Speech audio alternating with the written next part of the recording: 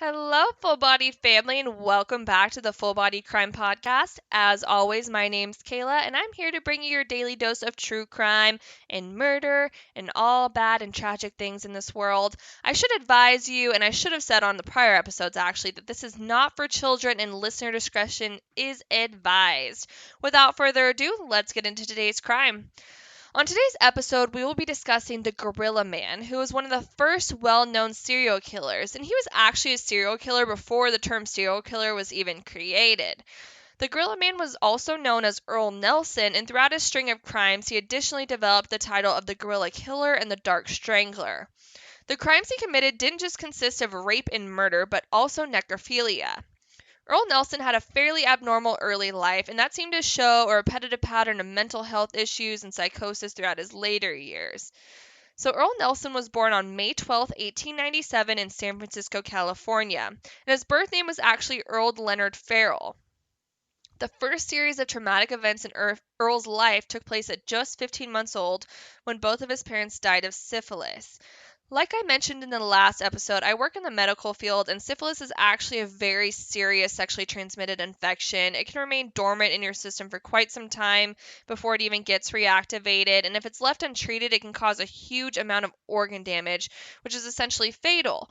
And back at the time when Earl's parents had syphilis, there was no treatment for it, and the knowledge that penicillin cured the early stages of syphilis wasn't even discovered until nearly half a century after his parents died from the complications. So after Earl's parents died, he continued to live in the San Francisco area, but was sent to live with his maternal grandparents named Lars and Jenny Nelson. He was raised in a strict Pentecostal home, and from a young age, Earl did not fit into the social norms of this religion. So even though he was raised in this strict home, Earl had the tendency to be a bit more troublesome than the average child. By the age of 7 years old, there were numerous problematic behaviors that he portrayed, and at this age, he was actually kicked out of school, and his teachers often said that he had audible hallucinations, would talk to people that weren't there, and additionally, he would quote portions of the Bible and often refer to a great beast, so this was definitely not something accepted in his Pentecostal upbringing. Another huge red flag was that he would often secretly watch his cousin undress. And once again, in this culture and in most cultures, you're kind of supposed to suppress all sexual desires at the age, especially for your cousin. So this was something that was absolutely not tolerated in his home. Another tragedy that struck Earle Nelson occurred at the age of 10 years old. Earl was riding his bike when he was struck by a passing motor vehicle. This incident left him in a coma for 6 days, and medical staff didn't think he was going to come out of it, but he miraculously survived.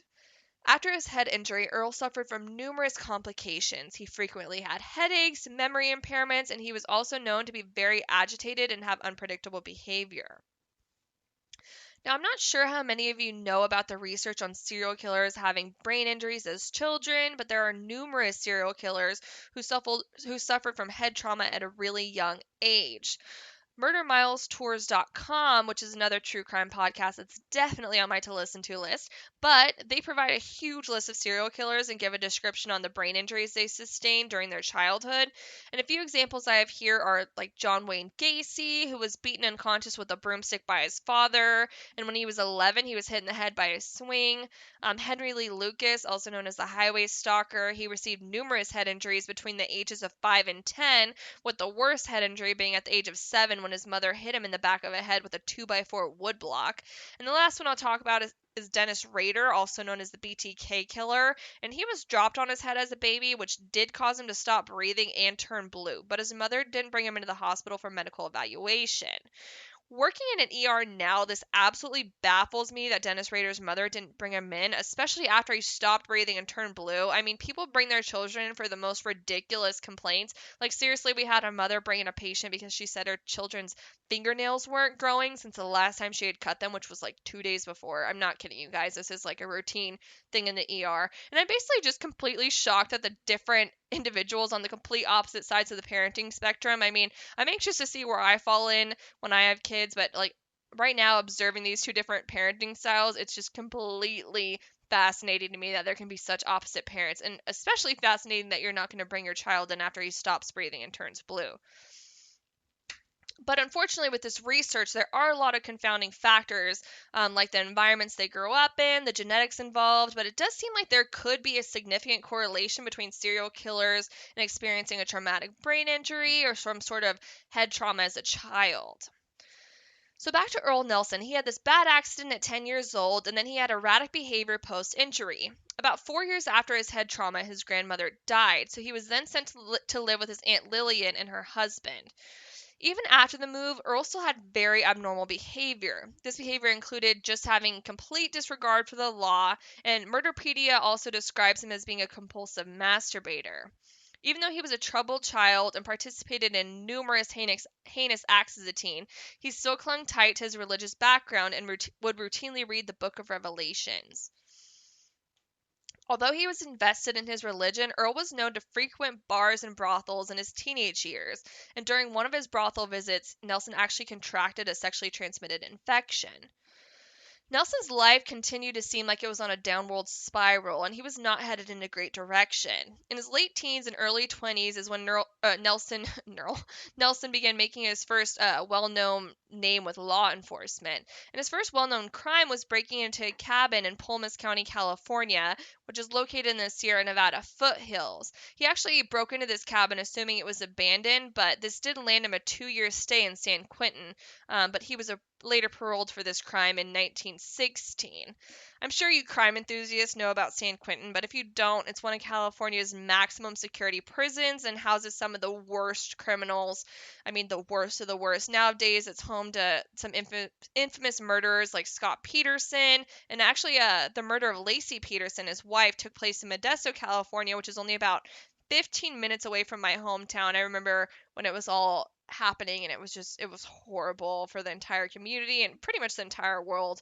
But anyway, yeah, so that happened, and Scott's now on death row in San Quentin, so it's a really, really not a good place you want to be. So after his release from San Quentin, Nelson was then arrested a few months later in March of 1917 in Stockton, California, for petty larceny. Stockton also right by my hometown. It's like really weird when these cases are right down the street from where you live, because it's just interesting to see that little piece of history that happened so long ago, but just it's crazy. Um, but after he was released from his 6-month stay after the petty larceny in Stockton, he was then arrested again in Los Angeles and spent another 5 months incarcerated. But he did manage to escape from this LA County jail somehow. And after his escape, he managed to enlist in the military, which I still don't quite understand. It was difficult to find research on how you escape from prison, but somehow can enlist in the Navy. I did read that he would routinely change his name, so I'm assuming that this is how he managed to enlist in the Navy, being under a different alias, but he managed to make it in. His behavior in the Navy was described as erratic and psychotic, so the Navy psychologist had him admitted into the Napa State Mental Hospital. However, in May of 1918, a psychologist at the mental institution said that he did not seem, quote, violent, homicidal, or destructive, and he was a master of escape, so Nelson actually managed to escape from the psychiatric facility 3 times. And after the third, staff just kind of stopped attempting to find him. This is extremely troubling. I mean, Nelson was noted hearing voices, having both audible and visual hallucinations, and he had occasionally heard voices telling him to harm himself. Just along by being a danger to himself, he should have been searched for. I mean, regardless of the psychosis, if you're a danger to yourself, you should definitely be taken seriously by a mental health facility. But anyway, the facility stopped looking for him, and at this time is when his crime spree significantly elevated. At the age of 21, Earle Nelson began participating in numerous sex crimes. This continued into 1921 when he was arrested after posing to be a plumber and breaking into a house so that he could molest a 12-year-old girl named Mary Summers. And as he attempted to molest her, she panicked and ran and grabbed her brother, who eventually chased him down. But he was arrested for this crime and was finally deemed a danger to society. But at his competency hearing, but instead of being incarcerated, Earle was sent back to the Napa Mental State Hospital, where he had once again escaped. Not once, but twice. This time they did continue searching for him after he escaped, but after being there for about 4 years, Nelson was discharged from the institution in 1925. This is when his crimes went from bad to worse, and in 1926, Earle Nelson began his 18-month murder spree, which involved 2 countries and over 20 women.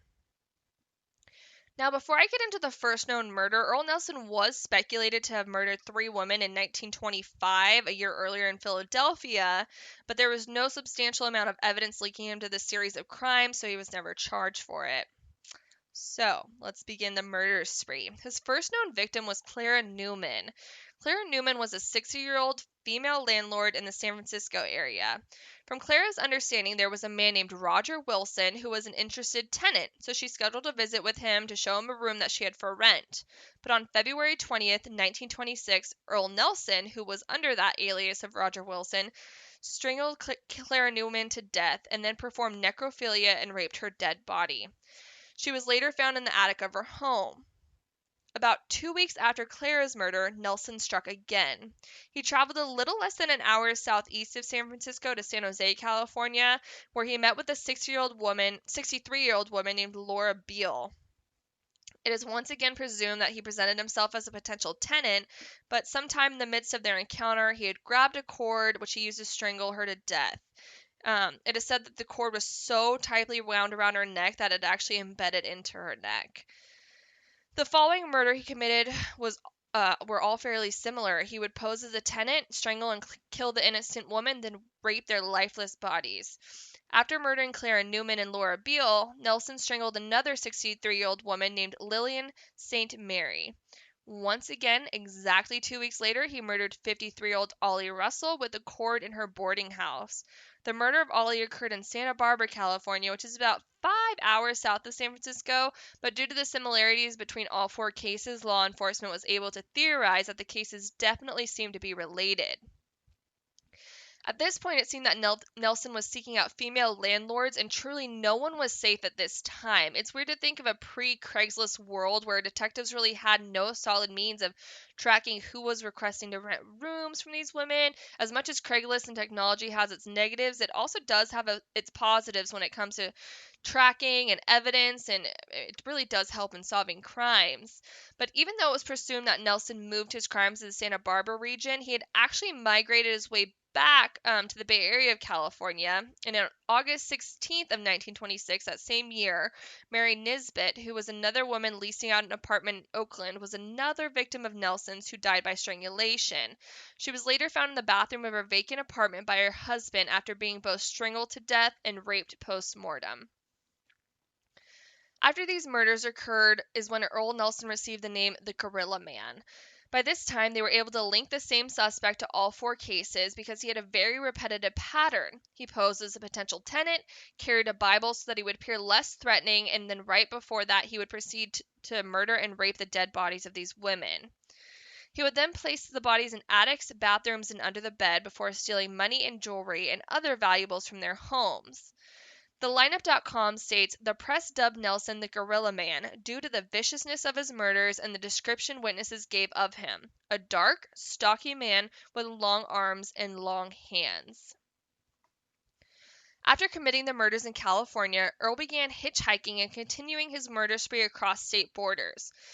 He then traveled to Portland, Oregon, and still in the year of 1926, Nelson raped and murdered another landlord named Beatty, I think it's Beatty, Beate Withers.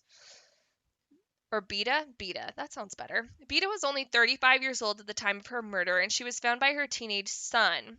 She had been stuffed underneath some clothing inside of a steamer trunk in her attic.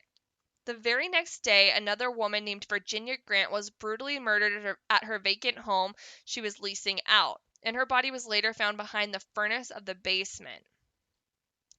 The first Portland victims, Beta was murdered on October 19th and Virginia was murdered on October 20th. So on October 21st, another landlord named Mabel Fluke fell victim to Earle Nelson. She was another Portland resident, and initially everyone thought she had disappeared from her home. But a few days later, she was found in the attic of her home and she was strangled with a scarf. A little less than a month later, Nelson returned back to the San Francisco area on November 18th of 1926. He murdered Anna Edmonds, who was a 56-year-old widow. Initially, law enforcement wasn't quick to say that the Dark Strangler had returned to the area, but one of Anna's friends actually stopped by the house that day and saw her talking to a man that fit the description of the Dark Strangler to a T. The very next day, on November 19th, in Burlingame, California, a 28-year-old pregnant mother-to-be was attacked while showing a potential buyer the home that she had for sale. But in a twist of events, this woman actually survived the attack, and she provided detectives with a great description of the man. And the victim describes that she felt she was safe with him because he made detailed comments about the house. For example, he would comment routinely on the ceilings.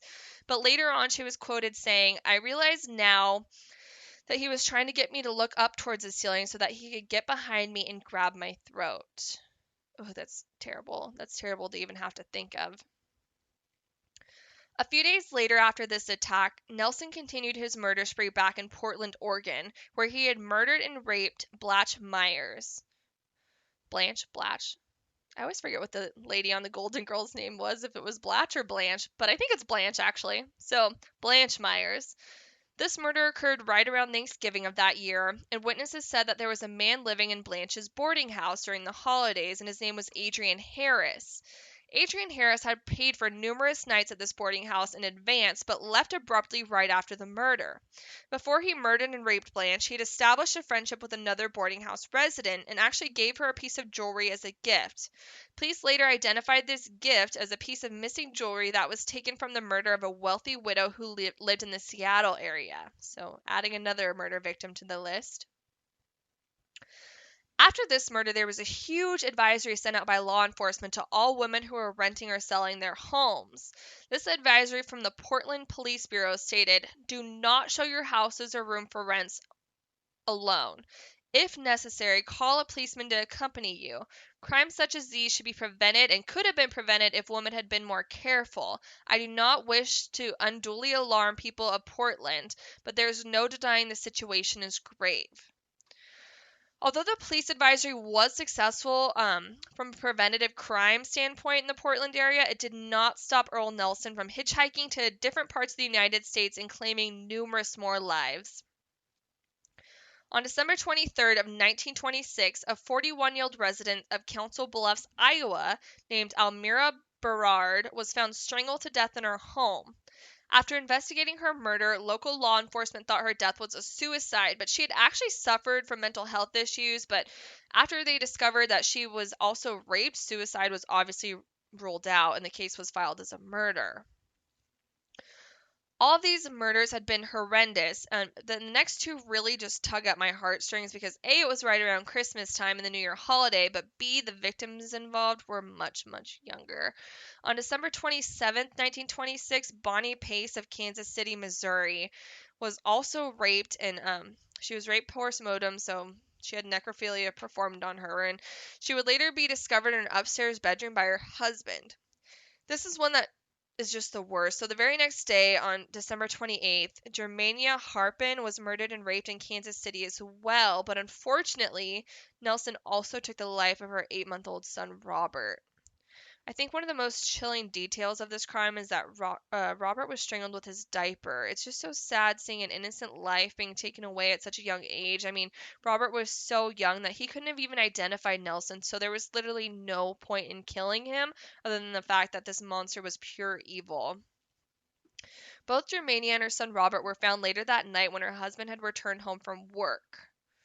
What an absolute nightmare to walk into. I seriously couldn't imagine the agony that man felt. I mean, now we have technology, so we can kind of get some preconceived notion at times that something's wrong, like if our loved one's not answering the phone or they haven't been on social media, they're not texting us back. I mean, back in the 1920s, there was none of this, so I'm sure he was in complete horror and shock when he returned home that night. But Earle Nelson continued his murder spree, and from Missouri he migrated to Philadelphia, where he took the life of another female. He then continued to Buffalo, New York, where he rented a room from Jenny Randolph under the alias of Charles Harrison. Randolph's raped and lifeless body was found 3 days later under her bed. From there, Nelson made his way to Detroit, where he murdered 2 women who were living in the same boarding house. Their bodies were discovered by the building owner after he went to collect their monthly rent payment, and both women were murdered and raped. His last United States murder occurred in Chicago, Illinois, when he took the life of another young woman. By June 8, 1927, in Winnipeg, Manitoba, Canada, a young 14-year-old girl named Lola Cohen was selling flowers from door to door when she went missing. And 2 days later, in the same town, a young woman named Emily Patterson went missing. Later that evening, Emily Patterson's husband kneeled down by his son's bed to say their nightly prayers when he found the lifeless, strangled, and raped body of his wife. This crime, however, was a little bit different than Earle's other crimes because he had also attacked her with a claw hammer. Winnipeg law enforcement got wind that the gorilla killer and Dark Strangler had made his way from the United States to Canada, so they decided to do a full-blown sweep of all of the boarding houses in that area. Now, there was a boarding house they found where Earle had recently stayed, and upon further investigation of his room, they discovered the decaying body of the innocent 14-year-old girl, Lola Cowan. Similar to Patterson's murder, Lola's murder wasn't exactly the same as his previous routine crime. Lola had also been brutally mutilated, and he was said to have performed mutilation on her that was in a similar manner to Jack the Ripper. Officers did note that the bed of the boarding house had been slept in, so this man literally slept above the body of a young girl who he had just taken the life of and brutally murdered. It's just horrifying to think that. After the discovery of Lola's body, there was a huge alert out for Nelson in both Canada and the United States. But finally, on June 16th, 1927, constables in Killarney, oh Lord, I don't know if I'm going to be able to say this name, Killarney, I'm going to go with Killarney, which is a border town in Manitoba, Canada, which is about 12 miles away or 20 kilometers away from the North Dakota border. But law enforcement stumbled upon a man who fit the description of Earle Nelson. This man was named Virgil Wilson, and initially he was so calm and cooperative and collected that the police were almost positive that they had the wrong man. But they trusted their gut and their internal judgment and booked Virgil into the local jail. However, being the little Houdini that he was, Nelson managed to escape from this jail cell. I will never really understand how this man escaped so many times. I mean, he escaped from LA jail, this jail, the mental hospital. I mean, he's escaped a lot. I guess it's fitting that he was dubbed Houdini because he really does escape from everything. It's kind of mind-boggling. But anyway, so by the grace of God, amidst Nelson's escape, he attempted to flee the area again by train. However, he decided to get on a train that members of the Winnipeg Police Department were on, so luckily he was recaptured within 12 hours of his escape, and nobody was harmed in that 12 hours that they know of at least. Earle Nelson's picture was sent across the United States, and he was identified by numerous witnesses claiming that he was the man they saw before these women were strangled to death and their lifeless bodies were raped. One of the most chilling comments ever to come from Earle Nelson was, "I only do my killings on Saturdays." But as we all know, this is false since he committed these crimes within 24-hour spans of each other, and it's truly just chilling to hear those words come out of any serial murderer's mouth. He eventually retracted all guilty statements and claimed he was innocent, but there was such a large amount of evidence against him that there was no reasonable doubt that Earle Nelson had been behind all of these murders. 60-plus individuals testified against Nelson, and he eventually was tried and found guilty of his crimes. One jail guard noted something rather chilling, that Nelson would often obsess over a specific passage from the book of Proverbs, which says, "My son, give me thine heart, and let thine eyes observe my ways. For a whore is a deep ditch, and a strange woman is a narrow pit. She also lieth in wait as for prey, and increaseth the transgressors among men." Oh, that is really creepy. I've never seen that in the book of Proverbs, but somehow he managed to find it. Once he was found guilty, after only 40 minutes of deliberation, the jury sentenced Earle Leonard Nelson to death.